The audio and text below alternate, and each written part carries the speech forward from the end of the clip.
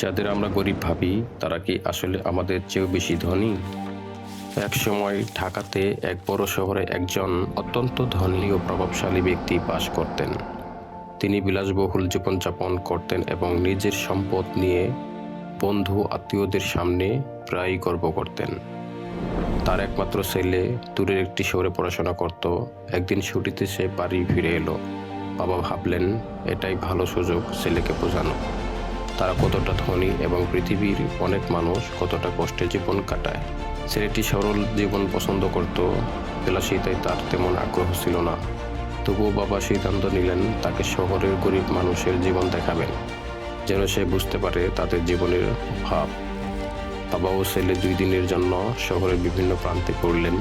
তারা গরিব মানুষের ঘরবাড়ি, তাদের জীবনযাপন, তাদের সংগ্রাম ও সব কিছু কাছ থেকে দেখলেন। 2 দিন পর তার বাড়ি ফিরলেন। ছেলেটি পুরো পথ চুপচাপ ছিল। বাবা মনে মনে খুব খুশি হলেন। তিনি ভাবলেন নিশ্চয়ই তার ছেলে এখন বুঝতে পেরেছে গরিবদের কষ্ট। বাবা জিজ্ঞেস করলেন, বাবা ভ্রমণটা কেমন লাগলো? ছেলে মৃদু হেসে বলল, খুব ভালো লেগেছে বাবা, তোমার সঙ্গে সময় কাটাতে পেরে ভালো লাগলো।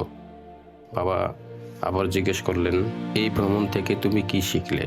ছেলে কিছুক্ষণ নীরব রইল, তারপর ধীরে ধীরে বলতে শুরু করলো, বাবা আমি দেখলাম আমাদের মাত্র 2টি কুকুর আছে, কিন্তু তাদের আছে অনেকগুলো।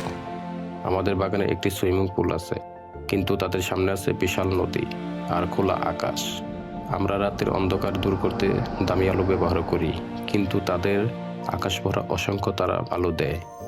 আমাদের ছোট একটি জমিতে বাড়ি, কিন্তু তাদের আছে দিগন্ত জোড়া খোলা মাঠ। আমাদের নিরাপত্তার জন্য উঁচু দেওয়াল আছে, কিন্তু তারা একে অপরের ভালোবাসায় আর সম্পর্কের বন্ধনে নিরাপদ থাকে। আমরা খাবার কিনে খাই, কিন্তু তারা নিজের হাতে ফসল ফলিয়ে খায়। বাবা অবাক হয়ে ছেলের দিকে তাকিয়ে রইলেন। ছেলে আবার বলল, বাবা আমি বুঝেছি, আমরা যা সম্পদ ভাবি তা আসলে প্রকৃত সম্পদ নয়। যাদের আমরা গরিব ভাবি তারা প্রকৃতি, সম্পর্ক আর ভালোবাসায় অনেক বেশি ধনী।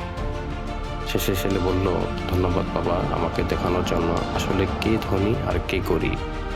বাবা নীরব হয়ে গেলেন। তিনি বুঝতে পারলেন সত্যিকারের সম্পদ টাকা বা বাড়ি নয়, মানুষের মন, সম্পর্ক আর সন্তুষ্টি আসল সম্পদ।